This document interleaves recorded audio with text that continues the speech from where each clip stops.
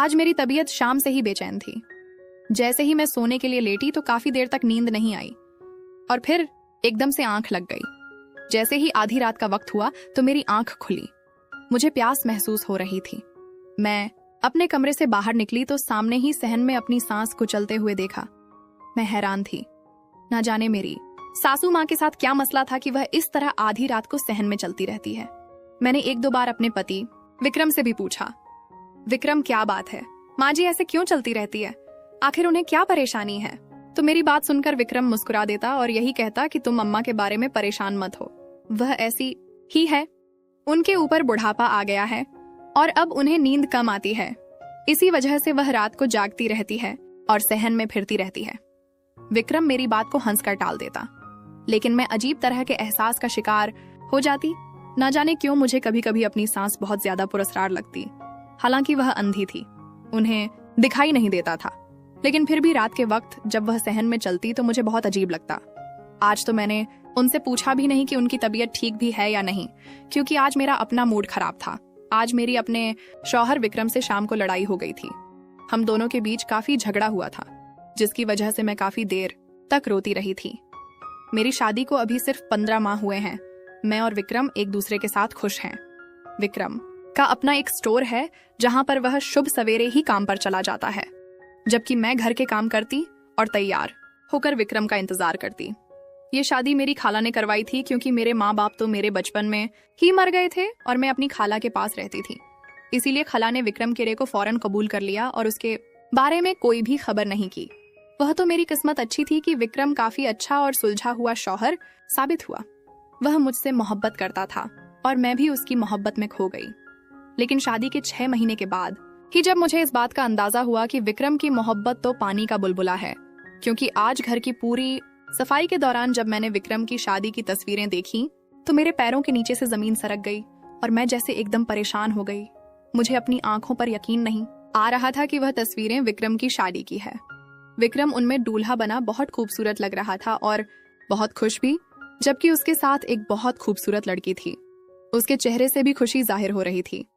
मैं हैरत से उन तस्वीरों को देख रही थी, क्योंकि मुझे विक्रम की शादी के बारे में नहीं पता था। मैं नहीं जानती थी कि विक्रम पहले से शादीशुदा था, पर सारा दिन मेरा बहुत बेचैन और परेशान गुजरा था और मैं नहीं जानती थी कि मैं अब क्या करूंगी। रो रो कर मेरा बुरा हाल था। मुझे यूं लग रहा था जैसे मेरा घर बर्बाद हो गया है। लेकिन शाम को जब विक्रम आया और उसने मेरा उतरा हुआ चेहरा देखा तो पूछने लगा, राधा तुम्हें क्या हुआ है, तुम इतनी खामोश और उदास क्यों लग रही हो। विक्रम ने मुझसे परेशानी से पूछा तो मैंने उसकी शादी की तस्वीरें उसके सामने रख दी, जिन्हें देखकर विक्रम का रंग लाल पड़ गया और वह कहने लगा, राधा मैं तुम्हें सच बताता हूँ, तुम मेरे बारे में गलत मत सोचो। मैं तुम्हें बहुत पहले यह सच्चाई बताना चाहता था, लेकिन हिम्मत नहीं कर पा रहा था। विक्रम ने फौरन मुझे कहा तो मैं एकदम गुस्से से चिल्ला उठी और उससे कहा, विक्रम आखिर तुम कब मुझे सच्चाई बताना चाहते थे। जब मेरी और तुम्हारी शादी हो गई महीने गुजर गए हैं, लेकिन तुमने आज तक कभी मुझे अपनी पिछली जिंदगी के बारे में कुछ नहीं बताया। आखिर यह लड़की कौन है, क्या वाकई तुम्हारी इसके साथ शादी हुई थी, और अगर हुई थी तो फिर वह लड़की अब कहाँ है। मैंने एकदम चिल्लाकर विक्रम से कहा तो वह कहने लगा, वह लड़की अब इस दुनिया में नहीं है, इसलिए मैं तुम्हें उसके बारे में नहीं बता रहा था, क्योंकि दिव्या का इंतकाल हो चुका है, वह मुझे छोड़कर जा चुकी है। विक्रम के लहजे में दुख था और मैं एकदम जैसे खामोश हो गई। मुझे यकीन नहीं आ रहा था कि वह हंसती मुस्कुराती खूबसूरत और कम उम्र लड़की अब इस दुनिया में नहीं थी। मैंने एकदम परेशानी से पूछा, विक्रम आखिर उसे क्या हुआ था, वह एकदम कैसे यह दुनिया छोड़ गई। मैंने विक्रम से पूछा तो वह कहने लगा, दरअसल दिव्या और मेरी शादी को अभी सिर्फ 3 महीने ही गुजरे थे, जब एक दिन सिलेंडर की गैस लीक के दौरान घर में धमाका हो गया और दिव्या का मौके पर ही इंतकाल हो गया। मेरे लिए यह सदमा बहुत बड़ा था, क्योंकि दिव्या पेट से थी और वैसे भी वह मुझे बहुत पसंद थी। लेकिन उसके चले जाने के बाद मैं काफी उदास और परेशान रहा और कितने अरसे तक खुद को घर में बंद रखा। फिर आहिस्ता आहिस्ता अपने काम की तरफ ध्यान दिया तो अम्मा ने मेरी उदासी को देखते हुए दोबारा शादी का फैसला किया और मेरे लिए तुम्हें चुन लिया। मैं पहले इसके लिए नहीं मान रहा था, लेकिन मैं अम्मा की खातिर मान गया और जब तुम्हें शादी के दिन पहली बार देखा तो अपना दिल हार गया और अपने दिल में तुम्हारे लिए मोहब्बत महसूस करने लगा। इसलिए मैं तुम्हें दुख नहीं पहुंचाना चाहता था।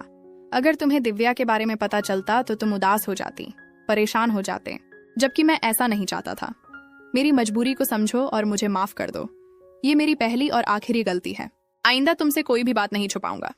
विक्रम के जवाब ने मुझे काफी हद तक सुकून कर दिया था, क्योंकि एक तो दिव्या भी इस दुनिया में नहीं थी और विक्रम भी मुझसे बेहद मोहब्बत करता था। लेकिन फिर भी मुझे इस बात का दुख था कि विक्रम ने मुझे धोखे में रखा और दिव्या के बारे में पहले नहीं बताया। हालांकि वह बात शाम को खत्म हो गई थी, लेकिन फिर भी मेरे दिल में विक्रम की तरफ से दुख था और मैं इसी बात पर उदास थी कि मेरा शौहर पहले से शादीशुदा था और उसके दिल में अपनी बीवी के लिए मोहब्बत थी। इसी परेशानी में मैंने खाना भी नहीं बनाया था। विक्रम खाना बाहर से ले आया था, क्योंकि मेरी सास कोई काम नहीं कर सकती थी। वह अंधी थी, उन्हें दिखाई नहीं देता था, इसीलिए मैं उनसे कोई काम नहीं करवाती थी और ना ही वह करती थी। इस वक्त भी जब मैं विक्रम से लड़ झगड़ कर कमरे से बाहर आई तो मेरी सास बाहर ही खड़ी थी। मुझे देखकर एक तरफ को चल पड़ी। मुझे अजीब सा एहसास हुआ।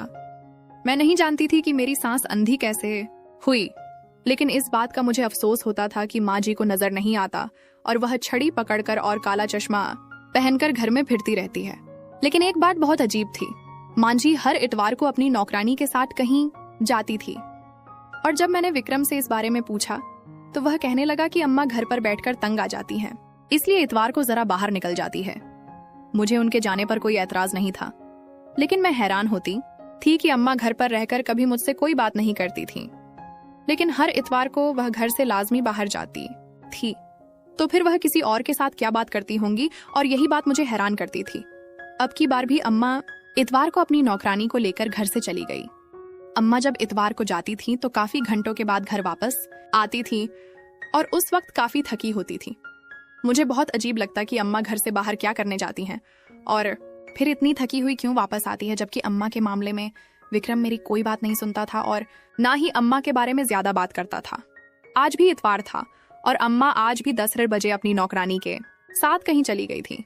मुझे भी घर का कुछ सामान लेना था, इसलिए मैं अम्मा के जाने के थोड़ी देर के बाद घर का सारा काम खत्म करके बाजार की तरफ निकली। मार्केट से कुछ सामान लिया और जैसे ही घर की वापसी की तरफ कदम बढ़ाए तो सामने ही अम्मा और उनकी नौकरानी जा रहे थे। अम्मा ऐसे चल रही थी जैसे कोई आम इंसान चलता है। ना तो उन्होंने काला चश्मा लगा रखा था और ना ही उनके हाथ में स्टिक पकड़ी हुई थी। मैं बेहद हैरान हुई और सोचा अम्मा आखिर कहाँ जा रही है, आखिर वह चश्मा और स्टिक के बिना कैसे चल रही है।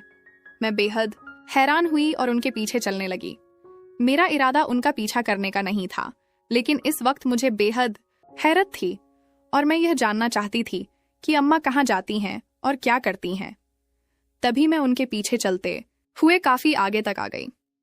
अम्मा ने काफी रास्ता पैदल ही गुजार दिया था और अब वह चलते चलते जंगल में आ गई थी।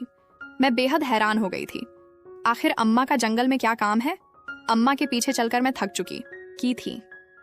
मेरे हाथ में सामान था और पैर भी दर्द करने लगे थे, लेकिन मैंने सोच लिया था कि आज मैं अम्मा का राज्य जानकर ही रहूंगी, इसीलिए उनके पीछे पीछे जंगल में आ गई। अम्मा जंगल में आकर एक जगह पर बैठ गई। उनके हाथ में कुछ चीजें थीं जो उन्होंने सामने रखी और आंखें बंद कर लीं, जबकि उनकी नौकरानी उनके पीछे ही खड़ी थी। मैं हैरत से यह सब कुछ देख रही थी। मुझे अंदाजा हो गया था कि अम्मा कोई अमल कर रही है यकीनन हमारे घर की बेहतरी के लिए ही होगा। मैं अपनी सोच पर शर्मिंदा होती हुई वापस घर आ गई, लेकिन कुछ ऐसा था जो मुझे खटक रहा था और बेचैन कर रहा था। मैं नहीं जानती थी यह सब क्या था और आखिर आज मैंने अम्मा का पीछा क्यों किया। अम्मा तो काफी देर के बाद घर वापस आई थी, लेकिन मैंने उनके ऊपर जाहिर नहीं किया कि मैं उनका राज जान गई हूँ, क्योंकि मैं उन्हें यह बात नहीं बता सकती थी कि मैंने चोरी से उनका पीछा किया। लेकिन अम्मा जब घर पर आई तो उनके चेहरे पर चश्मा लगा हुआ था और हाथ में स्टिक पकड़ी हुई थी। इस बात ने एक बार फिर मुझे शक में डाल दिया था और मैं हैरान हो रही थी कि फिर अम्मा यह क्या ड्रामा कर रही है। क्या वाकई अम्मा अंधी भी है या नहीं? और यही बात रात को मैंने विक्रम से पूछ ली। विक्रम का मूड बहुत अच्छा था और इस वक्त वह मेरे साथ बड़े अच्छे अंदाज में बातें कर रहा था। आज तो वह आइसक्रीम भी लेकर आया था। तभी अचानक मैंने विक्रम से पूछा, विक्रम, आखिर अम्मा की आंखों को क्या हुआ था? वह अंधी कैसे हुई? मैंने विक्रम से पूछा तो वह कहने लगा, दरअसल जब घर में गैस सिलेंडर की लीकेज की वजह से धमाका हुआ था तो दिव्या का इंतकाल हो गया था और मेरी माँ की उस हादसे में आंखें चली गई थीं। अम्मा हमेशा के लिए अंधी हो गई थी। उस दिन के बाद से अम्मा की आंखों की रोशनी खत्म हो गई थी। मेरे लिए तो दोहरा था एक तो मैंने दिव्या को खो दिया था और दूसरा मेरी माँ अंधी हो गई थी, लेकिन अम्मा ने वह वक्त बहुत सब्र और हौसले के साथ गुजारा था। विक्रम की बात सुनकर मैं चुप सी हो गई। ना जाने क्यों मेरे दिल में शक था कि अम्मा अंधा होने का नाटक करती हैं। वह अंधी नहीं है, क्योंकि कई बार मुझे उनकी नजरें अपने वजूद पर महसूस होती हैं और मैं जैसे अपने आप में ही सिमट सी जाती थी। अम्मा की गहरी नजरें मेरे वजूद के आर पार हो जाती और मुझे यूं लगता जैसे वह मुझे देख सकती है। और फिर उस दिन बाजार में भी अम्मा जैसे चल रही थी। वह इसी बात का इशारा था कि अम्मा को सब कुछ दिखाई देता है, लेकिन ना जाने क्यों अम्मा ने झूठ बोल रखा था और विक्रम भी उनकी सच्चाई के बारे में नहीं जानता था। इन्हीं दिनों में मुझे खबर मिली कि मैं प्रेग्नेंट हूँ और जल्द ही मेरे आंगन में एक बच्चा होगा। ये खबर सुनकर मेरी खुशी की कोई इंतहा नहीं थी, क्योंकि को सप्ताह फिर माँ हो गए थे और अभी तक मैं एक बार भी हामिया नहीं हुई थी। ये खबर सुनकर विक्रम भी बेहद खुश था और उसके तो जैसे पैर ही जमीन पर नहीं टिक रहे थे। जबकि मेरी सासू माँ का अंदाज कुछ ठंडा सा लगा था, क्योंकि वह उस तरह खुशी का इजहार नहीं कर सकी थी जैसे